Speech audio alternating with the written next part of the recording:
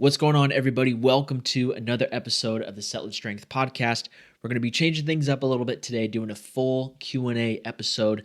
The main idea behind this episode is that on the day that this podcast drops, I've turned 28. We're going to drop this on my 28th birthday. And so we have about 28 questions here that I'm going to answer that were submitted by you guys and all of you who are in the Lift Heavy Roll Hard Grappling Club. And I think what's cool about this is I wanted to almost in a way like time capsule myself at 28 years old because I wish. So for those of you who don't know, I've done two other podcasts before. I had the very first podcast I ever did. I started right out of college. It was called the Daily Discipline Manifesto, and I deleted all those episodes like a freaking idiot. And it would be awesome to go back and listen to the episodes I recorded. I think at that time I was like 22. It would have been awesome to go back and listen to those. And I don't have those anymore, which is kind of a bummer. So what I'm doing now is kind of treating this like a time capsule while also being able to answer some of your guys' questions that you have about getting stronger, getting jacked.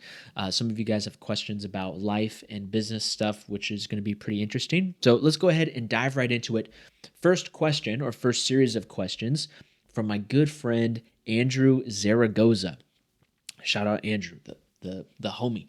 Okay, looking for minimum dosage for exercise. I've been banged up and feel inflamed all around, so I don't have much in the tank after jiu-jitsu for lifting. What advice do you have for someone who is having a hard time getting over the pain hump? I know if I find a way to move more, I'll feel better, but to move more right now means a lot of discomfort and less energy for jiu-jitsu. Send help. Dog, that sounds awful.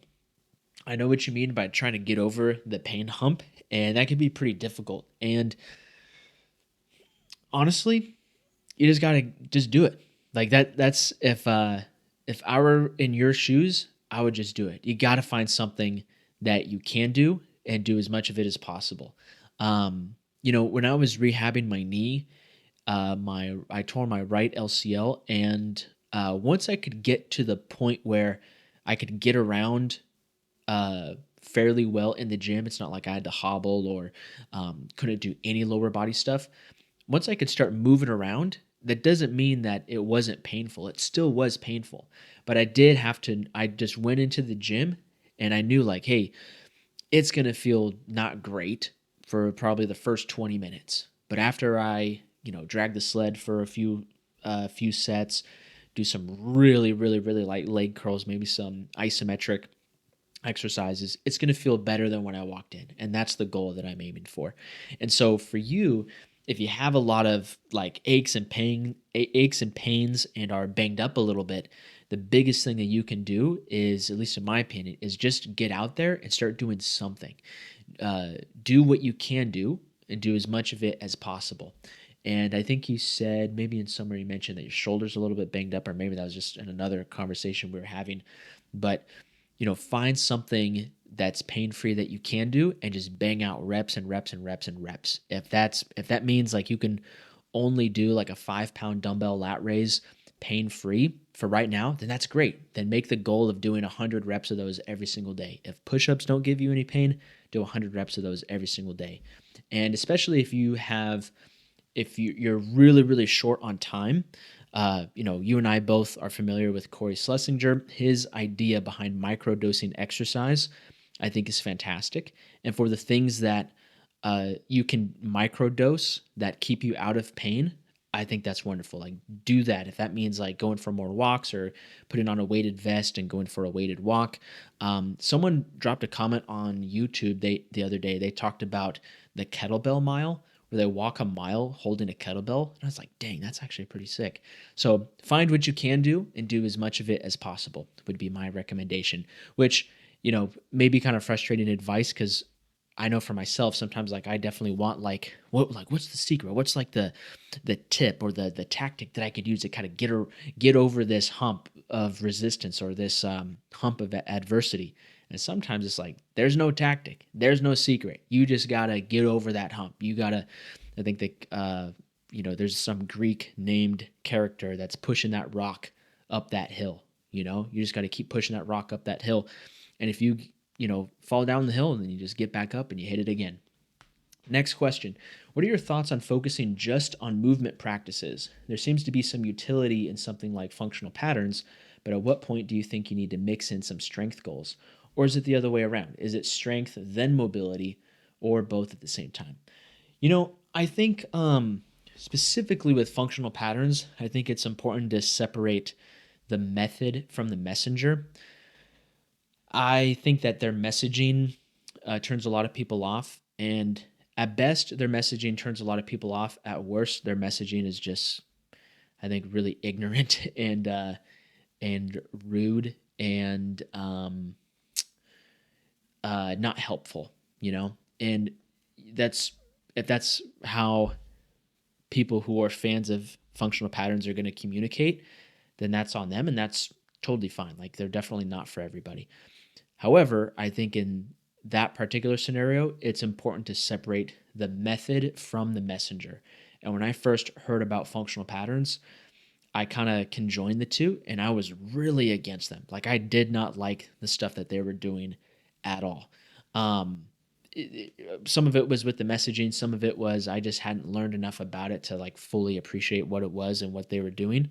But then I started looking at people who were similar, or they shared a lot of commonalities with their training approach. Guys like David Wick, guys like Alex Canales from Landmine University, even some of the GOATA or greatest athletes or greatest of all time athlete guys. And even though they're like all completely different, they all have their own individual ways of looking at the human body and training, there is definitely some crossover. And what really kind of got me started on that path was looking at the stuff that Alex Canales was doing with Landmine University. And then it kind of moved on to David Wick and looking at some of his stuff.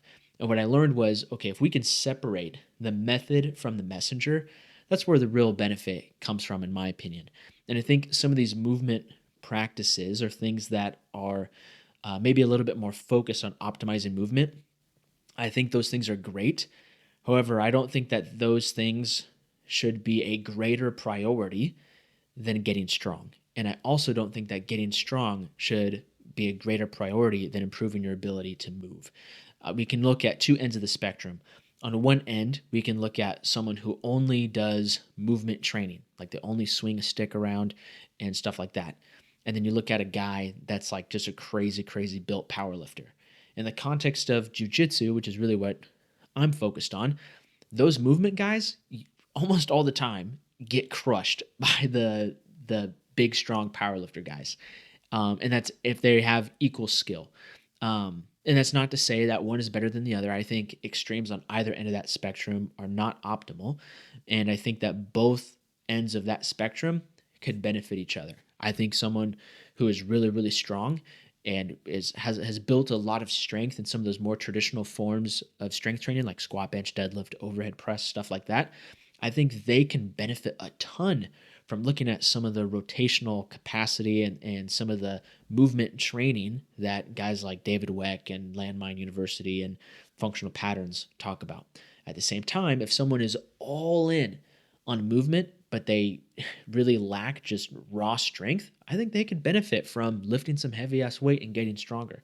So I don't think one is better than the other. And I think the best, if I had to like put my chips in on what I think is best, I think your strength training should improve your movement quality. So maybe that means you pick exercises that don't kind of funnel you into this one way of moving, like only doing powerlifting style squat, bench, deadlift, but maybe you mix in all sorts of different types of squats, a whole bunch of different types of deadlifts, a whole bunch of different pressing movements that improve your capacity and improve your ability to move, as opposed to just what's done at a powerlifting competition. Hope that answers the question. Next question from Andrew is, what's been the hardest part about running your own business? What's something you wish you knew when you started? And what was the best advice you received, either from a conversation or in a book? Well, I'll start with that last one. What was the best advice you ever received? This was right after I graduated high school and right before I went into college.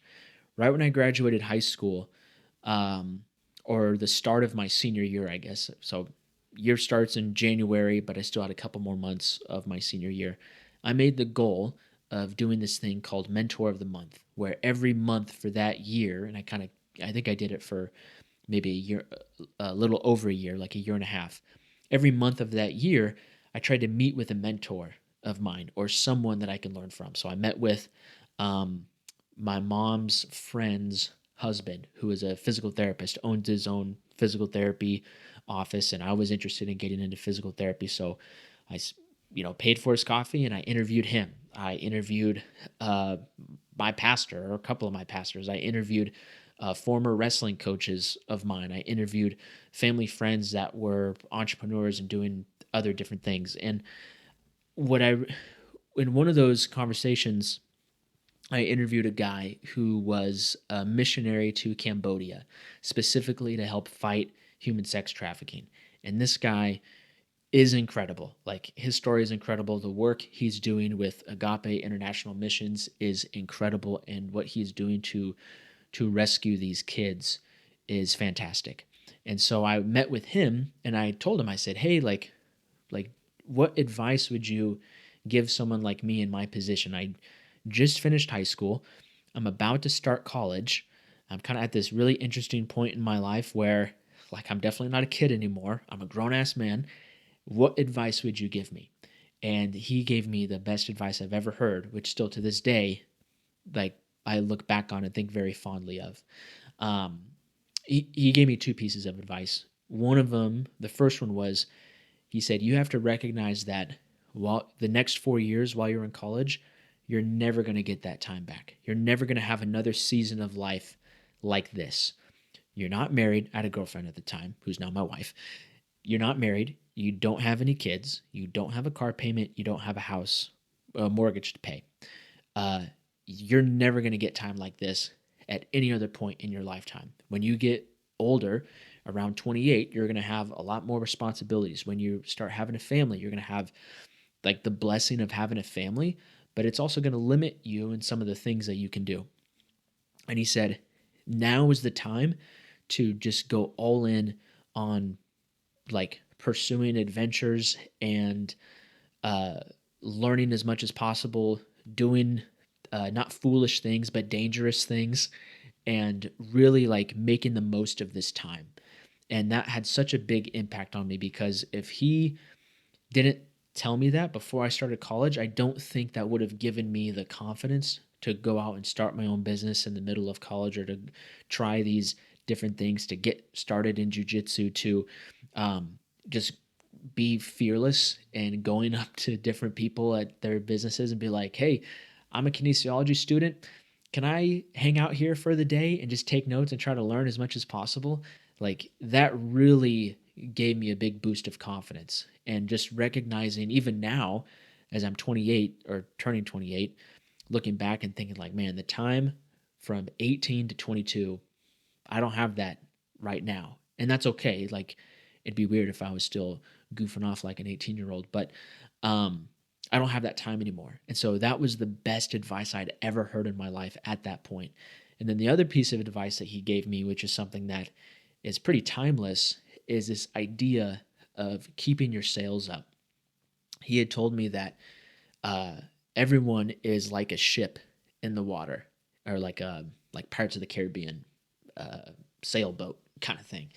And he said, like, when you're in the water, there's so many times where people, whether they're people of faith or not, they say like, "Okay, God, like, where you go, I go, I'll follow," and like, send me where you're, tell me where to go, like, send me out there and stuff. And even if they're not a person of, if you're not a person of faith, I think this could apply to you as well, where people will say like, "Okay, like I'm open to do these great things, like I'm gonna do it, like I have these dreams and I have these visions, and this is what I'm gonna go do. Someday I'm gonna do this." And they're like a ship in the water, but they don't put their sails up. And he was saying like, "Look, man, like, you you are stepping into this time of your life that is going to be so awesome, and the rest of your life could be awesome as well. But you got to keep your sails up." People spend way too long being a sailboat in the water with their sails down, and they keep spinning that giant steering wheel, and they just spin around. They don't actually ever put their sails up to let the wind blow in their sails and propel them forward. And so he was telling me, like, look, man, you're never going to get time like this ever again in your life, and you got to keep your sails up. Still to this day, that's the best advice I've ever heard. And of course, I've heard other great pieces of advice since then, but I think that one in particular had the greatest impact on me. Next question is Craig Jones or Gable Steveson at CJI, which I thought when Craig Jones posted that, I thought it was a joke. I thought it was an April Fool's thing, but it seems pretty serious. And it is in jiu-jitsu, so obviously Craig Jones has an enormous advantage, but I'd imagine that because Gable Steveson is boys with John Jones is going to get Gordon Ryan to coach Gable Steveson.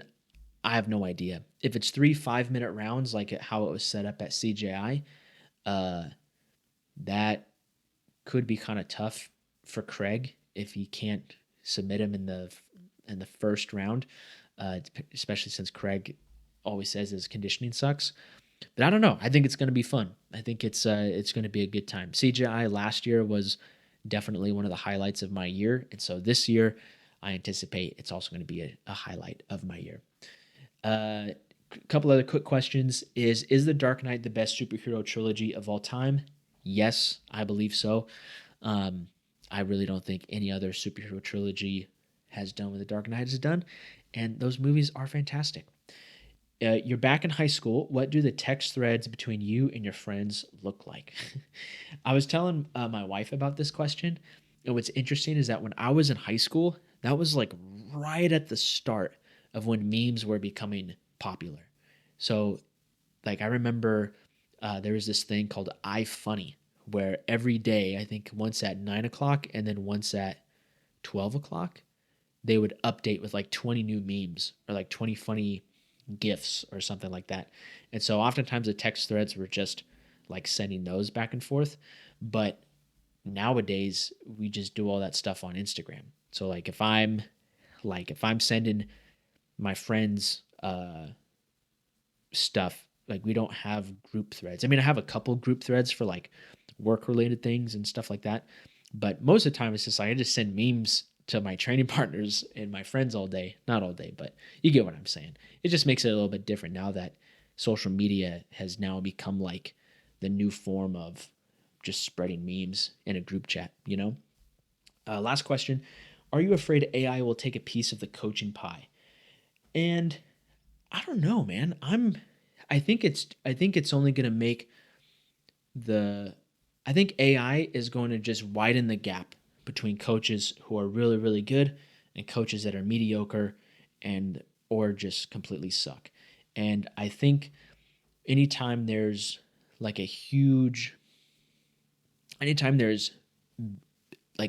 brand new technology that comes in really to any space. So whether that is the coaching, whether that's even you think about like quote unquote technology coming into jiu-jitsu, I think it's only going to make like the best people even better. I think it's going to widen the gap between the people who are the best and the people who aren't the best, or the people that are just mediocre. And I think it's going to I'm not afraid that AI is going to take a piece of the coaching pie. What I am afraid of is that AI will make it harder for coaches to stand out and make it harder for coaches to distinguish the value that they bring from AI that could just copy and paste training programs. And AI could copy and paste a training program right now that would probably be pretty dang good. However, AI doesn't have that relational component, and so I think the coaches that are the best, they really do well with building a good relationship with their athletes, having high level of empathy and emotional intelligence and stuff like that. AI doesn't really have that. And so even though if you want to call it like the science and practice of coaching, like 3 sets of 10 followed by 4 sets of 8 on these exercises, whatever, AI can definitely do that. But I think it's the real relationships are going to be valued even more. So I don't know. The jury's still out for me on whether I'm afraid AI will take a piece of the coaching pie. I'd say concerned. All right, next question these questions are from my dog, Kevin. Kevin Black, what's good, dog? All right, Batman versus Thanos with only 4 Infinity Stones. So my wife and I were talking about this yesterday, trying to quarterback this thing to see how Batman could get by. And I'm a die-hard Batman fan. Like, ride or die with Batman 100%. Like, I've been a Batman fan my entire life. But I also got to recognize, like, real has to recognize real that 4 Infinity Stones, Batman's cooked. Like, he's toast. Even with prep time, is pretty bad. But I was thinking, like, as I was talking it out with my wife, we were thinking, like, okay, Batman mentally is probably too strong to get duped by the Mind Stone. Batman, I believe his soul is too strong to get duped by the Soul Stone. So if Thanos has those 2 stones, say Batman nullifies those. Space Stone, sorry, Batman, you're toast. Power Stone, Batman's toast. Time Stone, Batman's toast. Reality Stone, Batman's extra toast. All he has to do is just create a vision of his parents being alive, and it's over. And then I think that's all 6 Infinity Stones. So yeah, Batman's he's gonna get smoked, which pains me to say. Next question from Kevin: what is your favorite conspiracy? I love conspiracy theories, and I don't talk about them too much because it's risky business. But my favorite is really anything to do with aliens. I love learning about aliens and the idea of aliens, and alien evidence and UFO sightings and all that stuff. I could watch YouTube videos about that all day, every day. So that would be my favorite. And then last question is John Wick versus Jason Bourne, which Jason Bourne walked so John Wick could run. And I know John Wick, those movies, John Wick definitely has like a higher body count. John Wick has a much greater KD ratio compared to Jason Bourne. However, Jason Bourne, I think, like, John Wick gets messed up a lot. Like, he walks through fire every single movie. And Jason Bourne, he's like a little bit more reserved, Like, Jason Bourne, I'm not going to say would be able to handle John Wick hand to hand. I'll say this. If Jason Bourne and John Wick met each other face to face on like neutral territory, I think John Wick takes it. However, if you told our boy JB, if you said, hey, Jason, there's this guy, Jonathan Wick, you got to take him out, and that was like the mission for Jason Bourne, I think Jason Bourne could pull it off. That's a pretty neutral answer, I'd say. All right, next question from Iman Morea. How many times a week do you lift? How many times a week do you roll? So for me, it really just depends on what my training goals are and kind of really what's going on with my life at the moment. For me, with where things are at with business and work, I've been pretty busy. So jiu-jitsu is kind of at a low point right now. I'm only training maybe once, twice a week. But that's just kind of the little bit of a work sprint that I'm in right now. I'm still going to the gym 4 to 5, sometimes 6 days a week. And that's usually how it goes. Like, when work is really, really busy, I spend a lot more time at the gym because I can go to the gym whenever I want, and a little less time at jiu-jitsu since I can't always make the class times.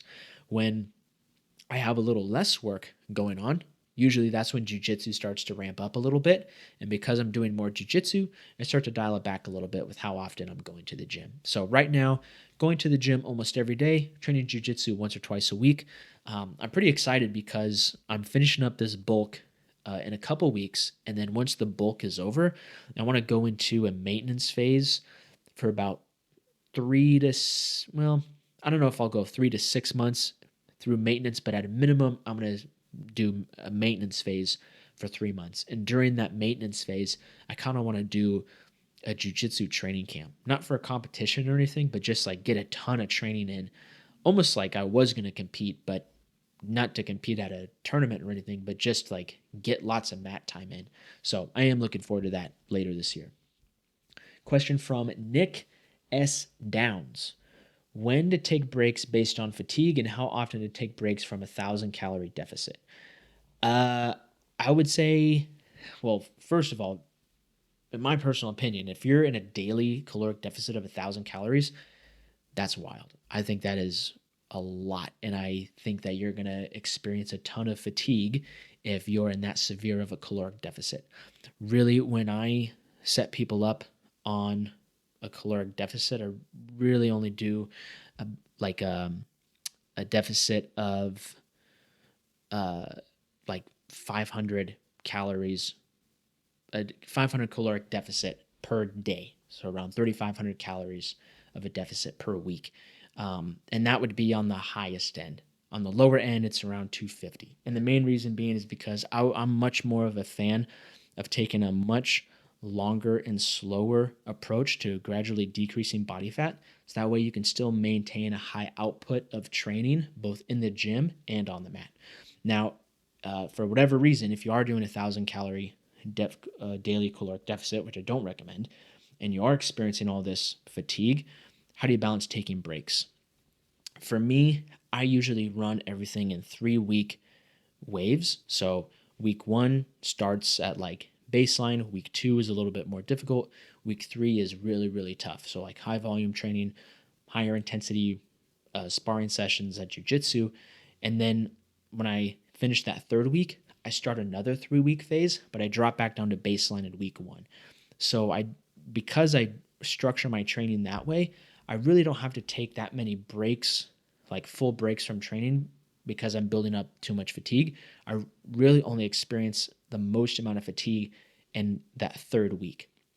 Now, say I do that for 3 to 6 months. By the end of that 6 months, like really pushing a long phase or a long training program, then yeah, I might take a week or 2 off, but that's on the back of 6 months worth of work. So it's going to be different for everybody, but I don't think that you need to take a break or like a rest week every 4th week. I think if you're structuring your training and you're structuring your nutrition and recovery properly, you really don't need to take that many breaks due to fatigue. And if you're chronically fatigued, then you got to take a look at some other factors and try to fix those. Next question from Juan Pim XJP. His question is, what would a Fremen workout look like? That's a good question. I think, so the Fremen obviously are pretty intense. They live an intense life on Arrakis in the desert.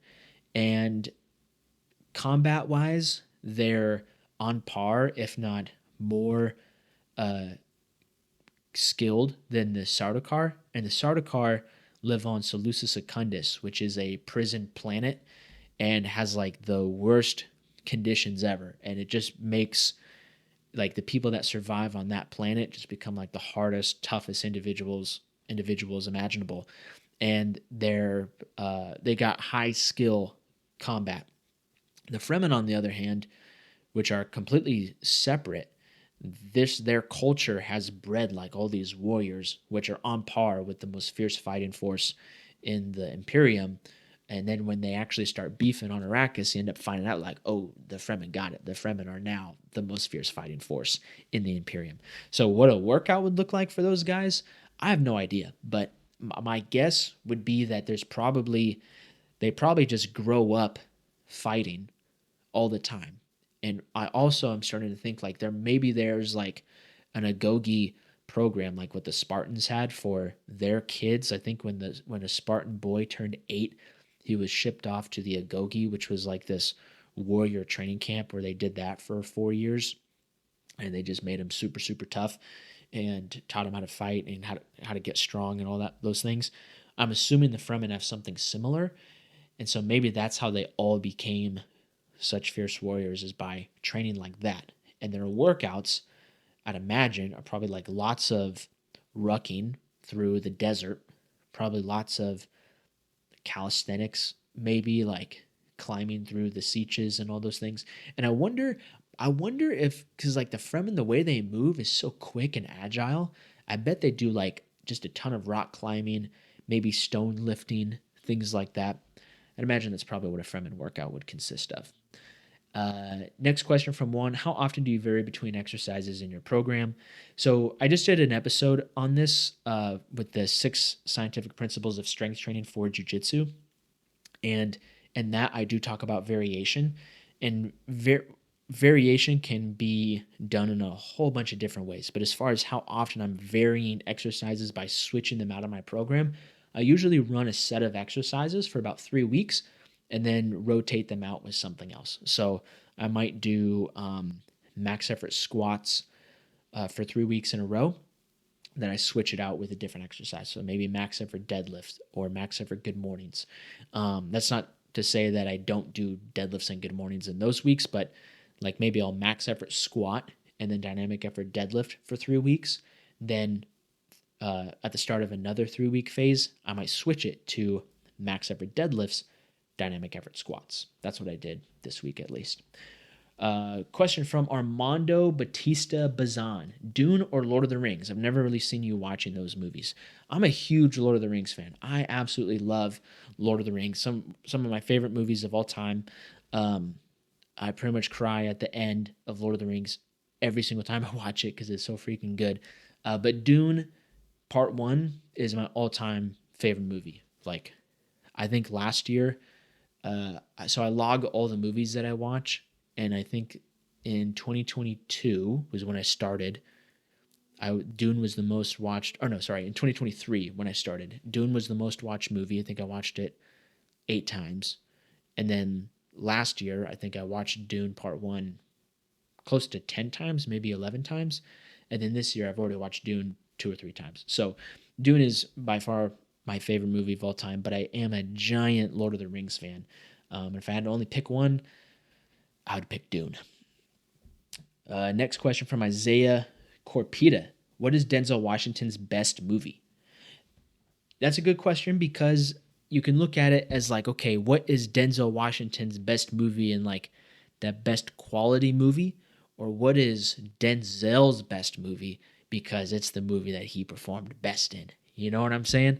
So for me, it's hard to say anything else besides Training Day. I mean, he did win the Oscar for that one. He also won the Oscar for Glory, I'm pretty sure. And Glory is an amazing movie. Glory is awesome. But he won Best Supporting Actor, I think, for Glory. And then Training Day, he won Best Actor. So that was good. And Training Day, I think Training Day is pretty close to a perfect movie.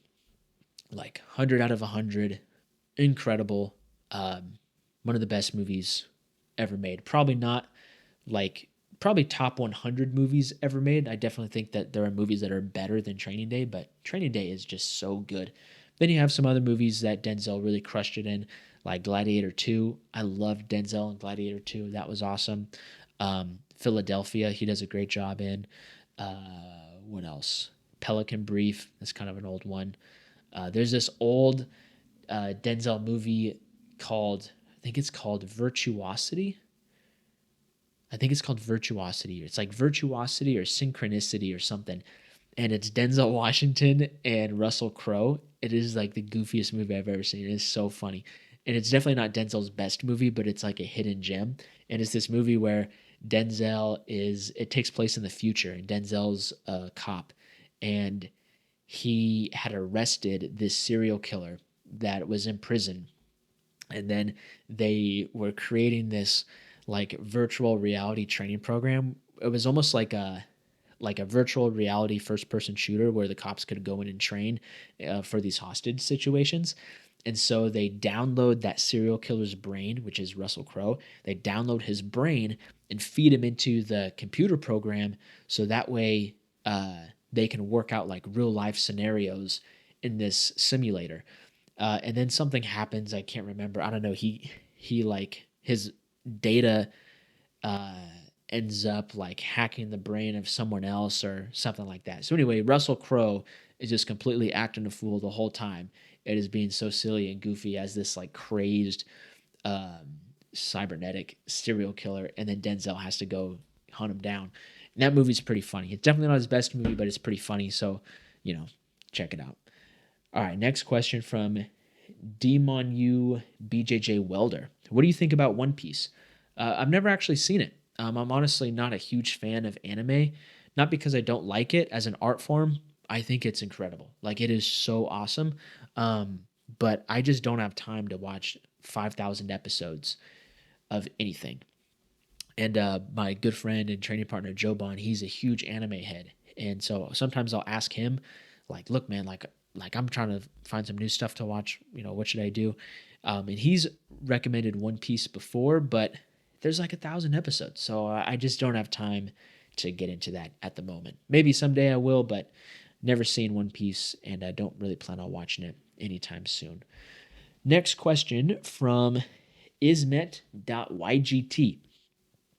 How can we build a strong neck for grappling sport? Intensity, volume, rest periods, panel of exercises, etc. So there are a couple of things that I look at when it comes to building neck strength. Your neck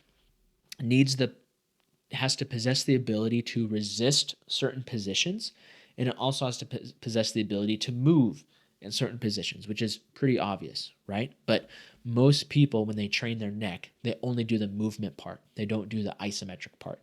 The other part that's important to recognize with your neck is that you have to be careful when you train it. You don't want to do too much too soon, where you risk kind of adding more wear and tear to your neck.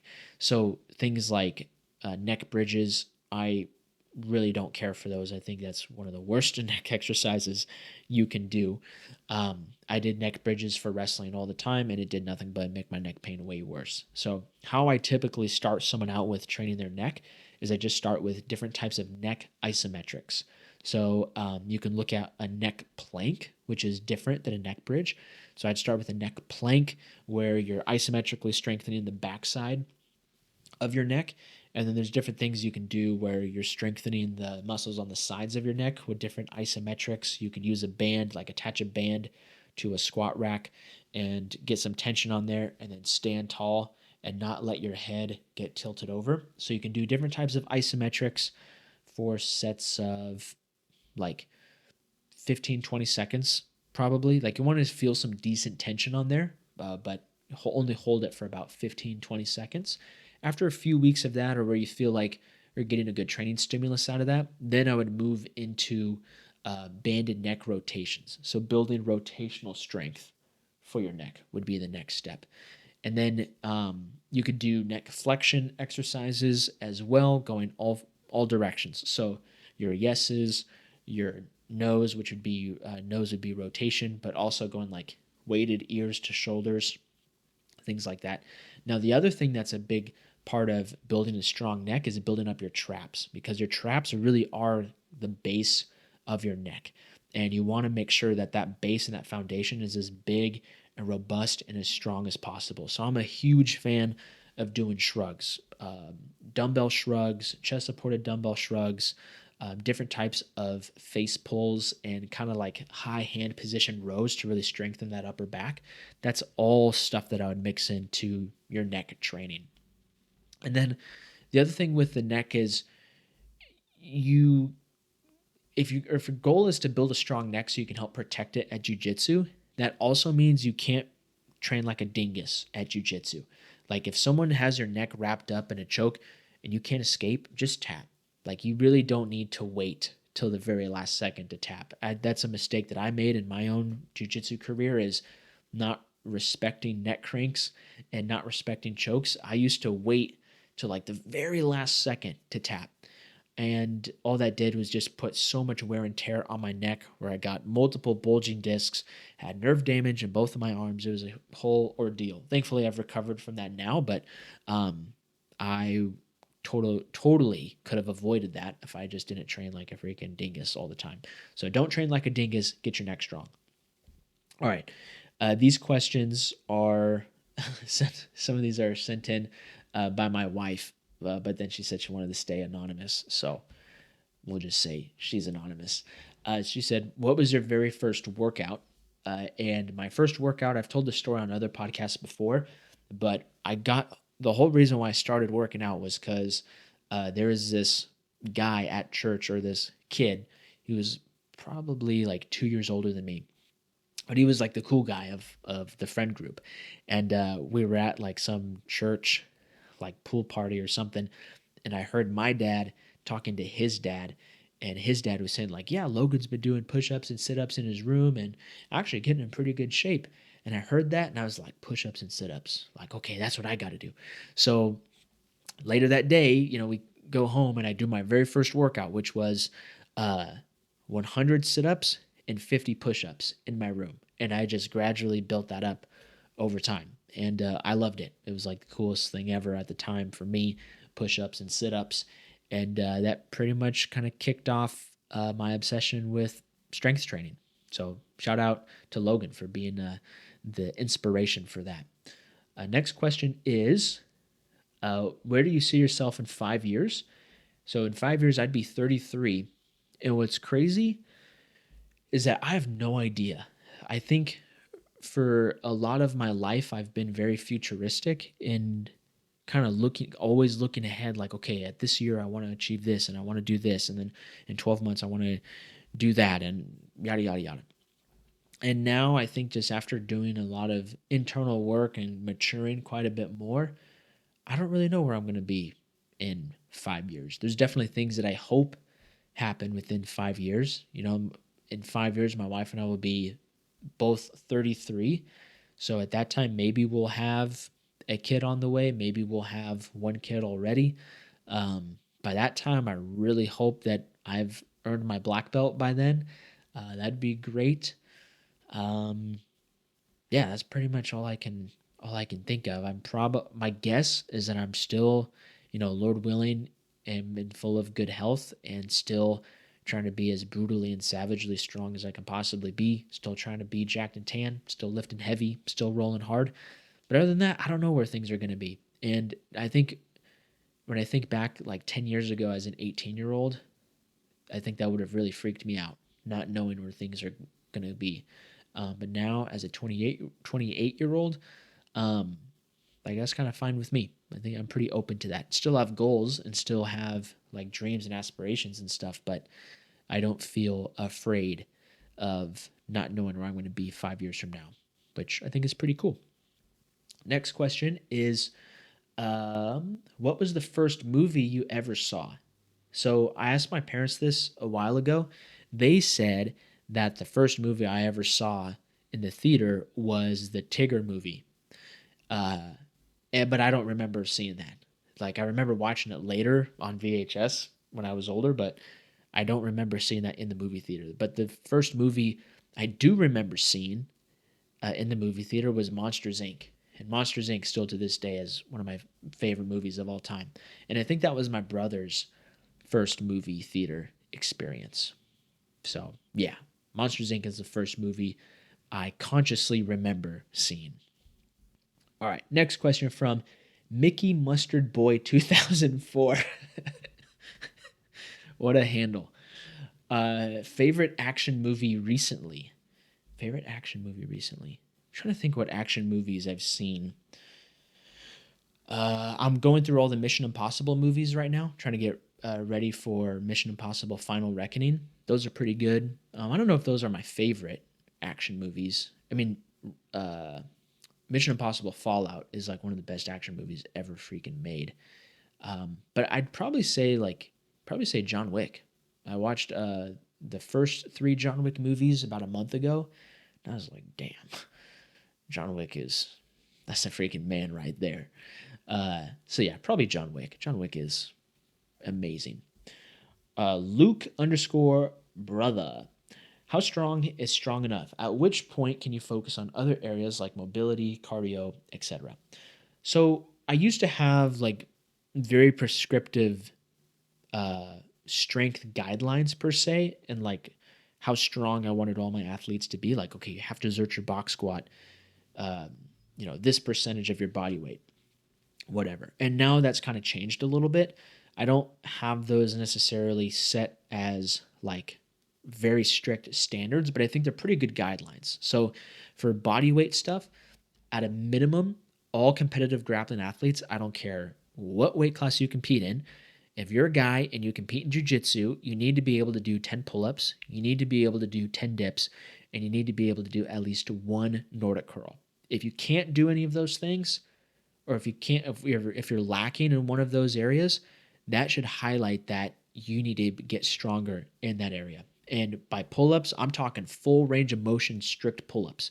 And for dips, I'm talking full range of motion, strict dips. Same thing with the Nordic curl. That would be for body weight strength. Now, for some other exercises, I would say at a minimum, you should be able to squat your body weight ass to grass. You should be able to deadlift. I think it's pretty reasonable that you should deadlift at least 1.5 times your body weight.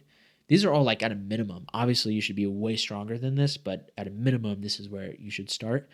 You should be able to overhead press any style, 50% of your body weight.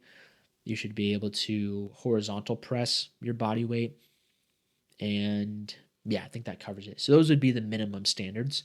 Now, the base standard of like, this would be much more ideal, would be, so 10 pull-ups at a minimum, 15 pull-ups as a base standard, 10 dips at a minimum. The base standard would be 20 dips.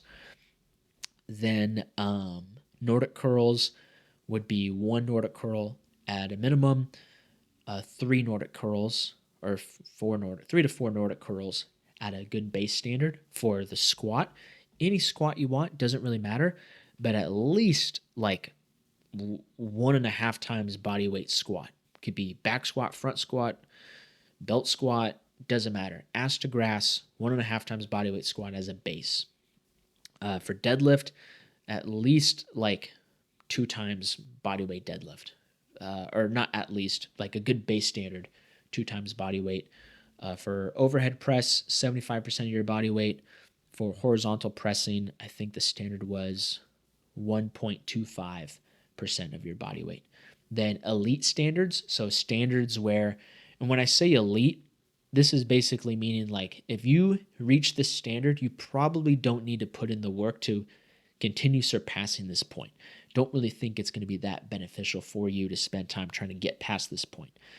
So like the top end of all these metrics would be pull-ups, 20 pull-ups. If you can do 20 strict body weight pull-ups, I really don't think there's much benefit in getting strong enough to do a lot more body weight pull-ups. If you can do 20 strict body weight pull-ups, I'd say you're cleared to start adding weight to your body weight pull-up, or adding weight to pull-ups and doing weighted pull-ups. Dips, if you can do more than 30 dips, probably solid. If you can do more than 7 Nordic curls, you're A1. If you can squat double your body weight, fantastic. Probably don't need to get much stronger there. For jiu-jitsu, other sports, probably a different story, but for jiu-jitsu, double body weight squats, like you're totally fine. 2.5 times body weight deadlift, great. Probably don't need to get much stronger. Overhead press, if you can overhead press your body weight, fantastic. Horizontal pressing, 1.5 times body weight, you're probably good to go. So those would be the standards that I would say for strength. As far as like at what point can you focus on other areas, ideally you should kind of be focusing on all those areas at once, but you may not, you want to focus on all those areas at once, but you may prioritize one area over another. So even though your priority may be to build strength, you still want to work on your mobility. You still want to work on your cardio. You still want to work on explosive power. And then when your strength has reached a level where it's like, hey, I'm pretty solid in this area, okay, now it's time to emphasize something else in your training, and you kind of go from there. Hey, real quick, I wanted to pause the podcast and tell you about the Strength Matrix training app and our free training program called Grappler Accelerator. This is a complete training program that covers all of your needs to help you get started on becoming the best grappling athlete that you can be. Everything from a full strength and conditioning training program, a simple and clean diet guide, recovery protocols, a super sleep toolkit, and a bunch of other dope stuff to help you lift heavy and roll hard. There's already over 1,000 grapplers that have downloaded this training program and gotten started on enhancing their grappling athleticism, and you can be the next. To download this training program today, just go to thestrengthmatrix.com/grappler or click the link in the description below. Now, back to the podcast. Next question here from Christian McDonald 92. Are you natural? Yes. As of right now, I'm a lifelong natural athlete, And I don't I don't want to say that the whole natural thing is such, it gets me so frustrated sometimes because like if someone says like I'm a lifelong natural athlete and I'm always going to be a natural athlete.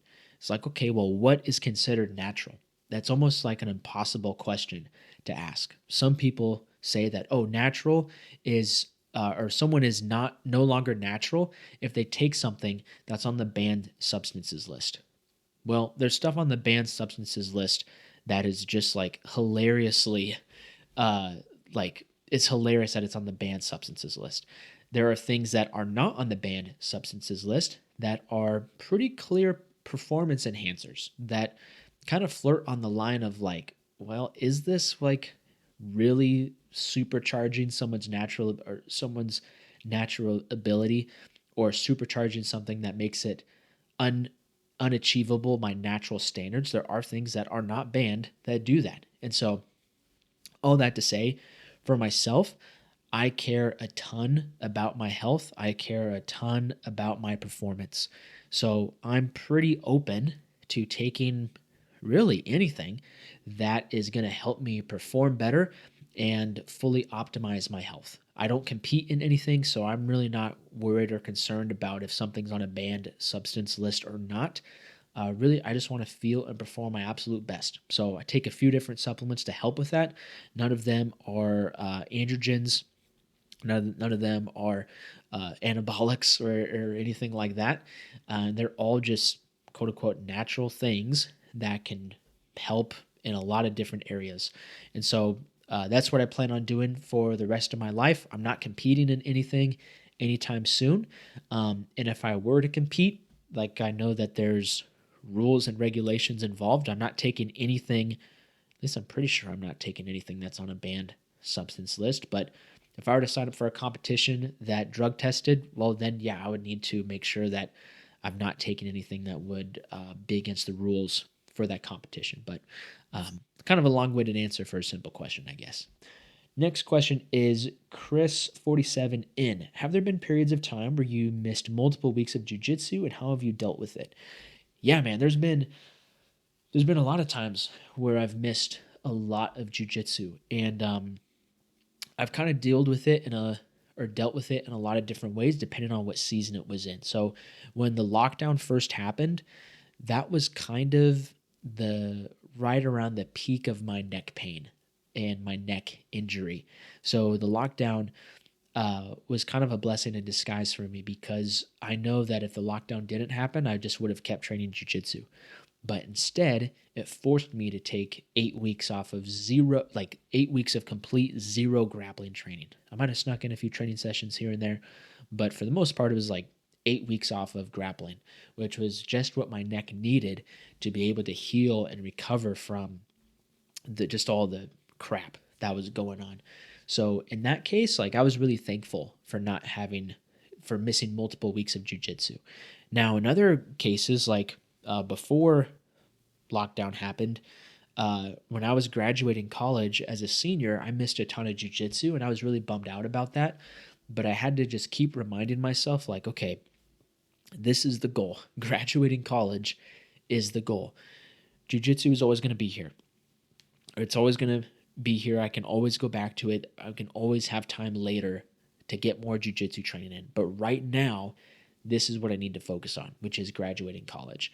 And that's kind of how I've dealt with it in the past. And nowadays, where I'm not in college, but I do run my own business, and I go through seasons of being a business owner where things are crazy, crazy busy. We're pushing for that big project, or we're launching a new training program or whatever. And it kind of gets back to that point where it's like, hey, I'm going to be missing a lot of jujitsu. And the good news is that jujitsu is always going to be there for me.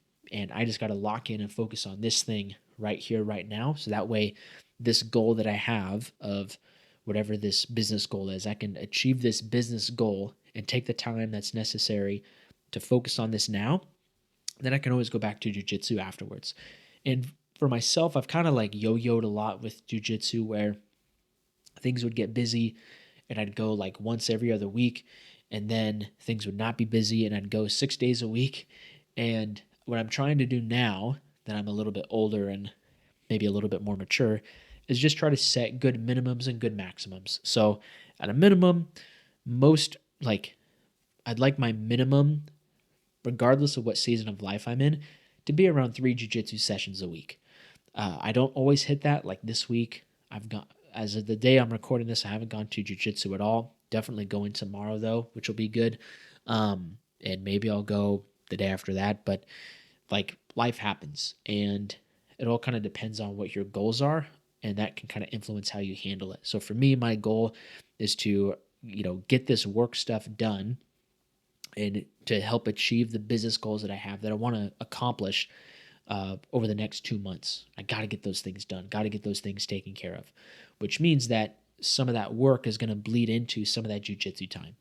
But when these work goals are done, I'm really looking forward to kind of entering into a jiu-jitsu training camp where I'm not really doing it to compete, not really doing it for preparing for a competition, but I'm just doing it to get like a lot of good mat time in. And so I'm kind of using that to help me finish strong on these work goals, and just knowing like, okay, when these big projects are done, I want to have a lot of time to really go gangbusters at jiu-jitsu. So that's kind of how I've dealt with it. Next question from Pat294JJ. Favorite Robin and why? It's kind of an unpopular opinion, but I really like Damian Wayne. I think he's cool. I think he's I know he can be kind of a brat and a little annoying, but I think he's pretty cool. Jason Todd, he got what he deserved, man. I'll tell you that. He's way cooler as Red Hood. And Dick Grayson is obviously the OG Robin, but every Robin is better when they're not Robin. So Dick Grayson is better when he's Nightwing. Jason Todd is better when he is Red Hood. Tim Drake, you could say maybe Tim Drake is like the exception, because Teen Titans Tim Drake is pretty dope. But then Damian Wayne is like, he's Robin. And when he is Robin, it's actually pretty cool. Then you have Carrie Kelly from Dark Knight Returns. She's cool, I guess. I mean, like the Dark Knight Returns is probably one of my favorite Batman comics of all time, but I don't really care for Carrie Kelly that much. And Stephanie Brown, I think she becomes the spoiler. And yeah, that's another example where I think if my memory serves me right, she started out as Robin, but she's way cooler at the spoiler. So hope that answers that question. Question from Chris Garf. What changes did you make to your sparring when you strained / are healing a ligament? So the biggest ligament injury I had was I tore my LCL ligament on my right knee, and I was doing a calf slicer from the matrix guard position, and I was applying the calf slicer, and I freaking submitted myself and blew my LCL apart. But once I did take some time off the mat where I wasn't doing anything, like no drilling, no sparring, nothing. Then when I got back to jiu-jitsu, I took it really, really, really slow with sparring, where I hardly sparred at all for the first month on the mat, I'd say, like just drilled. Once I started sparring, I only did positional sparring and different constraint-based games where I knew that my knee would be protected. So for me, that meant like, hey, I'm only going to do rounds where I'm starting in bottom mount and I'm just trying to escape. Or someone is starting on my back and I'm just trying to escape. Those are kind of the safest positions for my knee, where I felt like I wasn't going to risk re-injuring my knee. And then as my knee started to get stronger and I was going through all the rehab before that, I gradually started exposing my knee to different scenarios. So maybe instead of only being defensive back sparring and defensive mount sparring, I'm going to be offensively on the back and offensively in mount. And maybe I do bottom half guard for a little while. Maybe then I progress to top half guard and close guard and all of that stuff. So really take it slow. Take it twice as slow as you think you need to go. If your knee is feeling really good, or I'm assuming it's your knee, but it could be anything. If whatever injured ligament is feeling really good, and you're like, man, like I feel really good to spar today for the first time ever, mark that date and say, I'm not going to spar full clip just yet. I'm going to wait 2 more weeks. I think we just waited it out 2 more weeks. And my experience for my own injuries and coaching other athletes through injuries, waiting it out for an extra 2 weeks has always been beneficial. I've never had a situation where I advised an athlete to wait it out 2 more weeks before they went into full sparring where that was a bad thing. So hope you heal up soon, man. Definitely sucks to be injured. Skander Bench Edley. Have you ever competed internationally? And if so, what did you place? I've never competed internationally. I've never even been out of the country. Born and raised in the USA, and I've never been out of the country. I think, someone asked a question, or actually my wife did, where do you see yourself in 5 years? And I would love to be traveling more within the next 5 years. Like in 5 years, it'd be pretty dope to have been to places like Switzerland or Japan or Paris, or what else would be dope?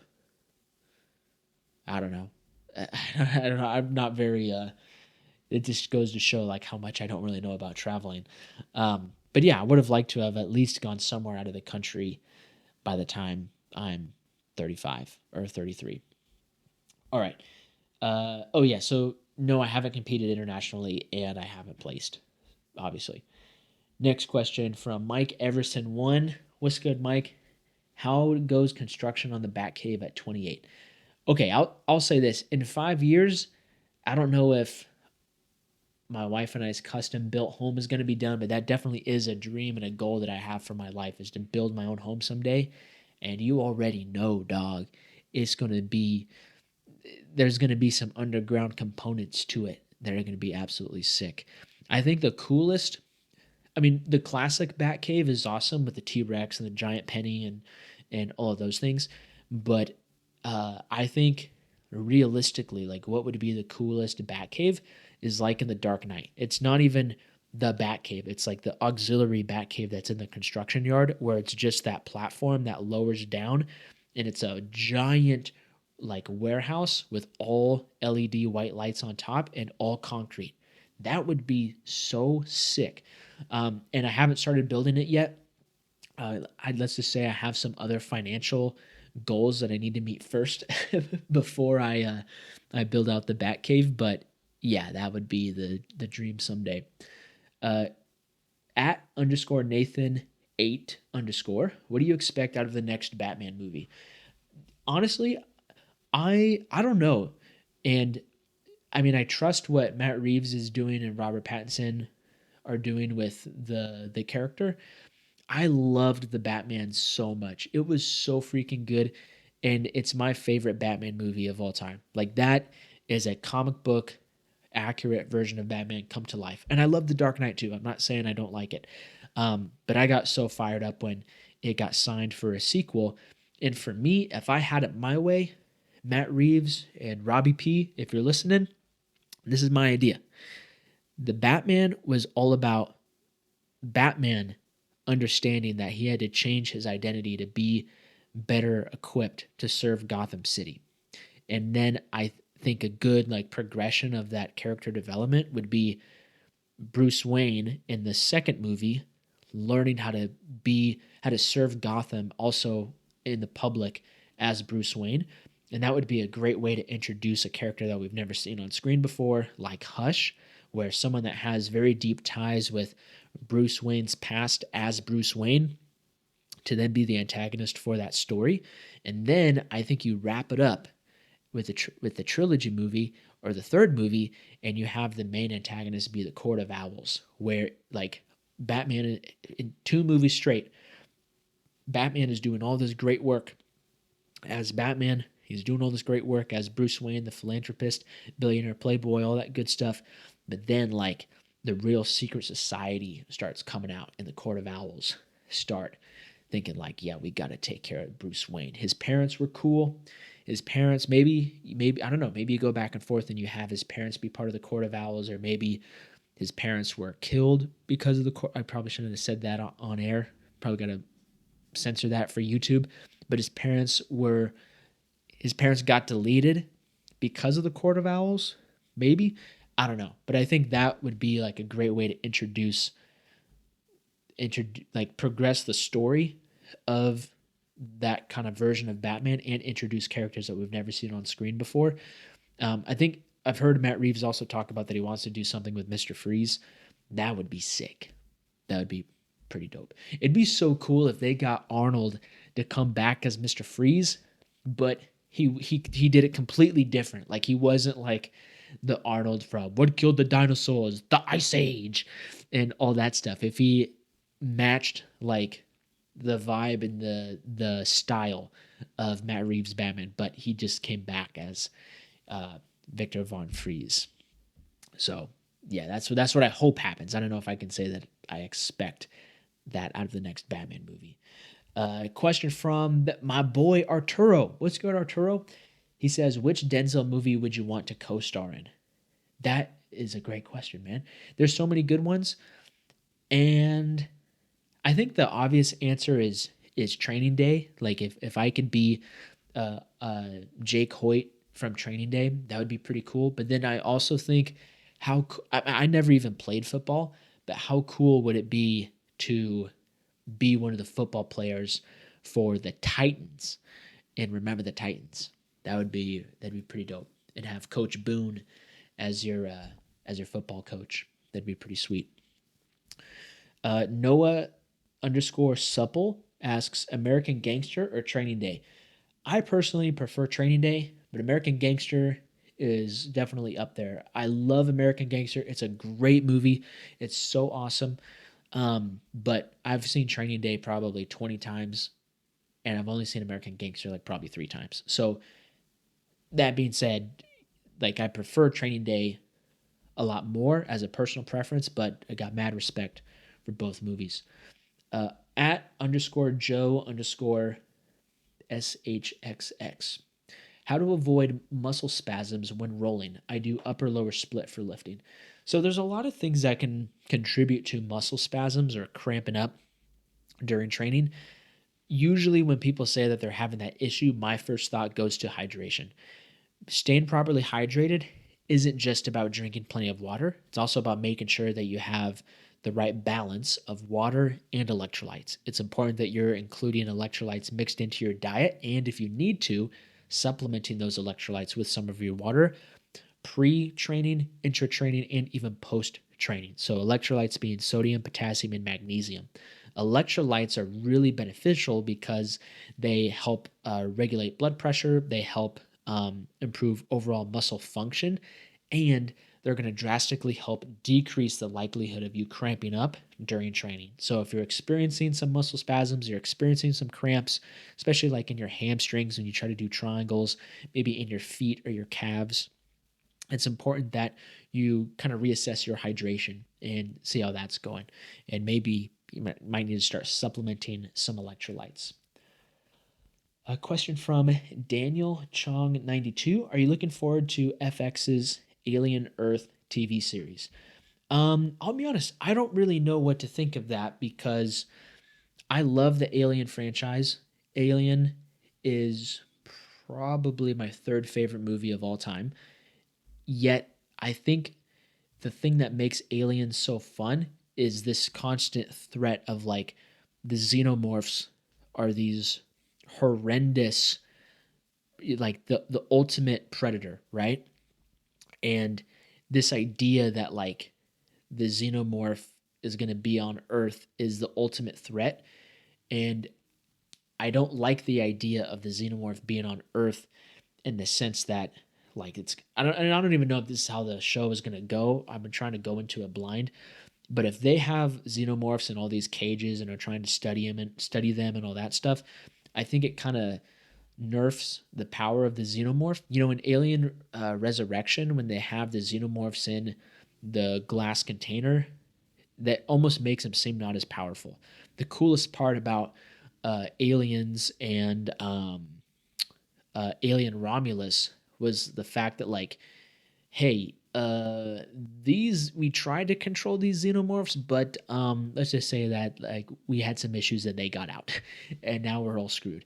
That's like one of the most fun parts about those Alien movies, and so I hope Alien Earth kind of keeps the like keeps respect for the xenomorph and how dangerous they are, and at the same time, I'm also curious on how it's going to impact the timeline of, okay, if the first Alien movie, I forget what year it takes place in, but Weyland-Yutani knows something is going on LV-226. I think it's LV-226. And so they send the crew out there, and Ash is the only one that knows that like there's some sort of organism that you have to bring that they're trying to bring back. So that happens in the first Alien movie.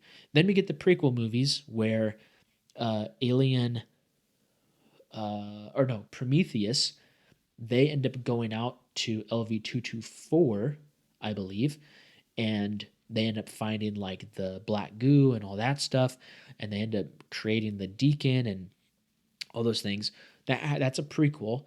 So then it goes to Alien Covenant, where then David is making the xenomorphs, and if you haven't seen Alien Covenant, I won't spoil the end, but there's a gap between where the very first movie in the franchise starts and where Alien Covenant ends.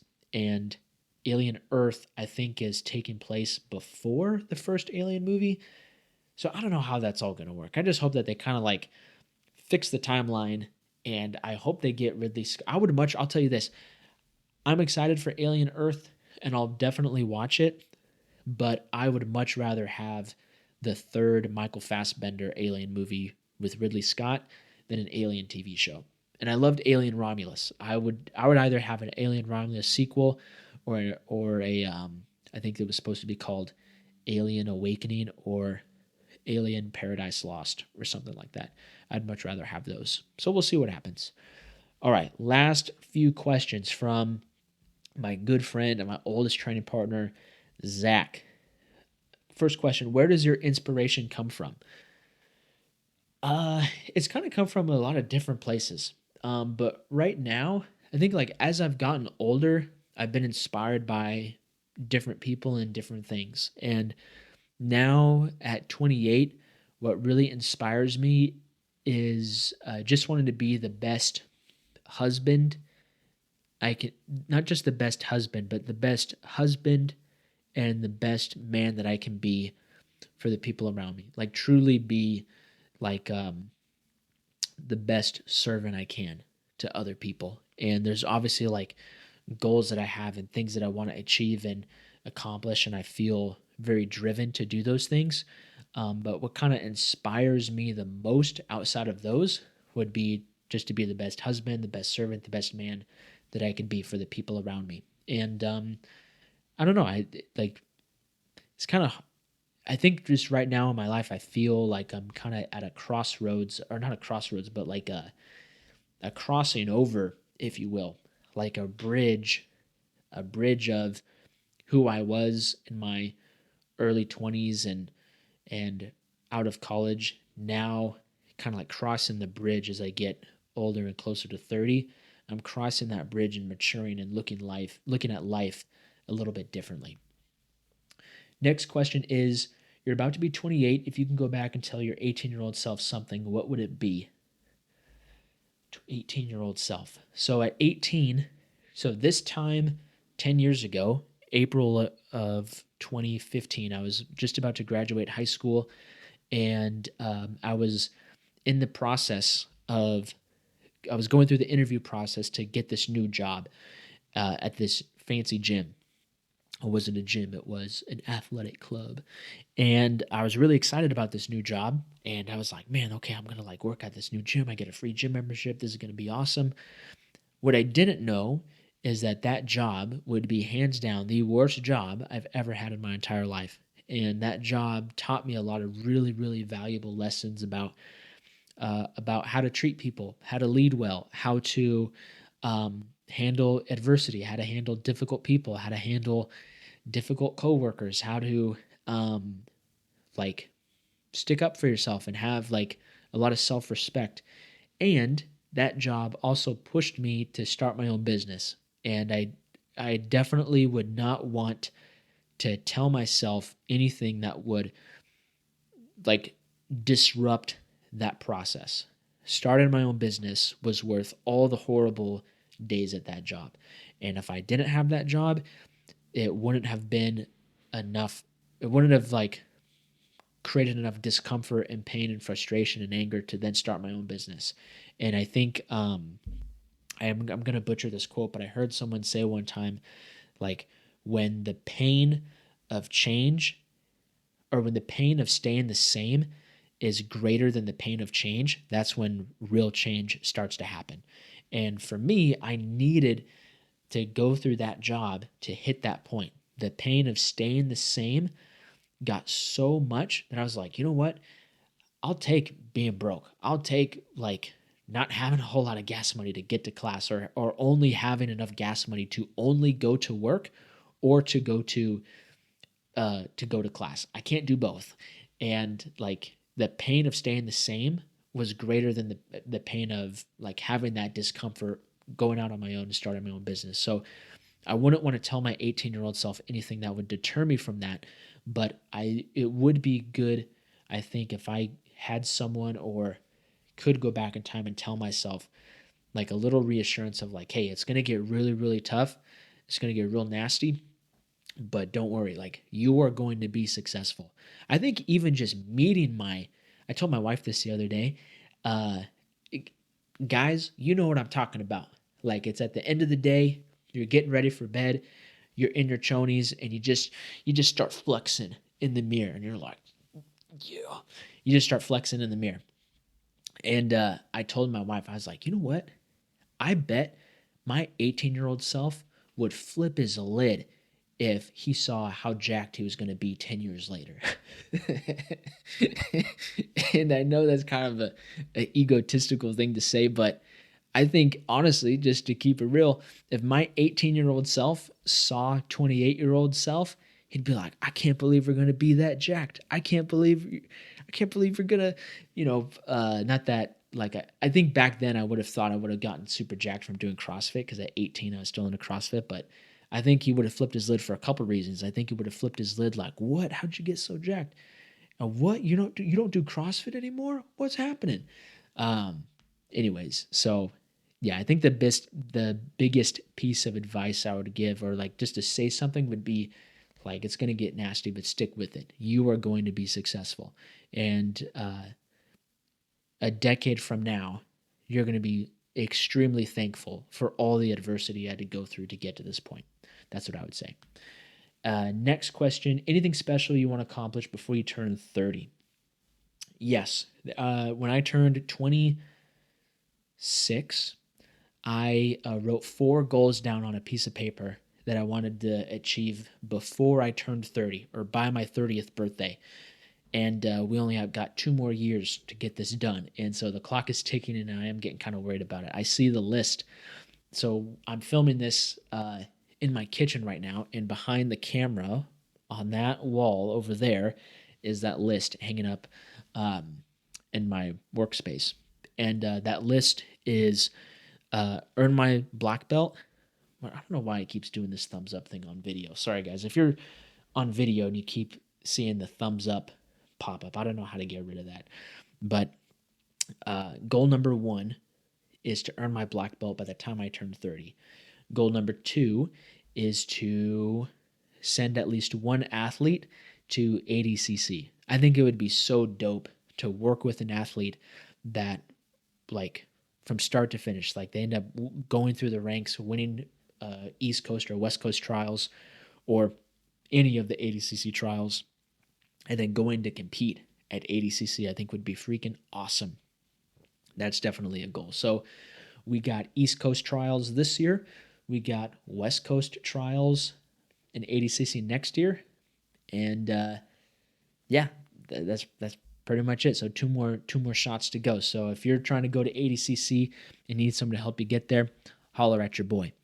And then goal number 3 would be to build my own training facility. And then goal number 4 is to achieve meathead millionaire status. So basically create $1 million net worth or greater. And for that last goal, like meathead millionaire is so Mark Bell, which is someone that has been a good friend and mentor of mine for quite a while. I first heard about this idea of being a meathead millionaire from him, and he's an entrepreneur. He's really, in every sense of the word, has become a meathead millionaire. And what's so cool about that is that what that means to me is Mark has taken his passion and his life experience being a meathead and turn that into financial freedom for his family and for generations. And I think that's so dope.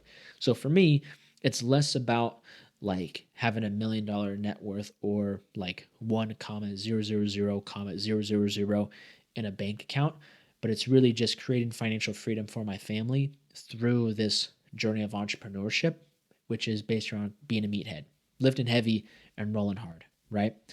And then last question, figured this would be pretty appropriate for this episode. Top 5 favorite movies. And it's kind of changed over the last several years. Like the movies that are coming out now, like the good movies are really, really good. And then there's also movies that are just like so dookie. Like they made a Hot Cheetos movie.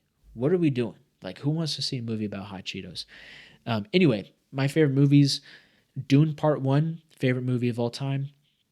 Number 2 would be The Batman. Number 3, Alien. Number 4 would be Heat. And then that's at least the top 4 on my Letterboxd. And then number 5, let's see, we have 2 science fiction movies.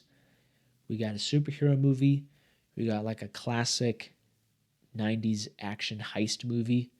So you probably need something to kind of round it out. I'd say either Rocky or Monsters, Inc. Yeah. I'll put Rocky on there. Top 5, Dune, The Batman, Alien, Heat, and Rocky. And that's it. Thank you guys so much for tuning in to this 28 Q&A in this episode of the podcast. If you guys have questions about how to enhance your grappling athleticism so you can lift heavy, roll hard, and feel and perform your best, go and drop them in the comments below. We are so close to hitting 40K subscribers on YouTube. So share this episode or any of the other podcast episodes with your favorite lifting partners, with favorite rolling partners, and spread the word. Or I'm trying to get as many people as possible to join this Lift Heavy, Roll Hard grappling club, because I believe we're going to change the entire face of the jiu-jitsu and wrestling performance world by helping people lift heavy and roll hard. Catch you guys later. Peace.